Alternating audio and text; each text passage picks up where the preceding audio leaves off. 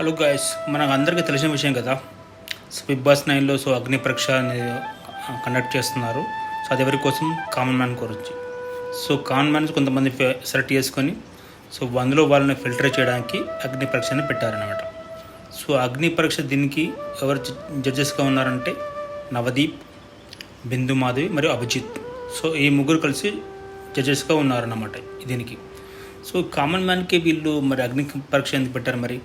So celebrities కూడా big boss 9కి వస్తున్నారు కదా. సో వాళ్ళకు కూడా ఈ అగ్ని పరీక్ష పెట్టాలి కదా ఫిల్టర్ చేయడానికి. అంటే కామన్ మ్యాన్కి ఒక రూలు, సో వాళ్ళ సెలబ్రిటీస్ ఒక రూలా? అంటే వాళ్ళు సెలెక్టేషన్ డైరెక్ట్గా బిగ్ బాస్ 9కి వస్తారు.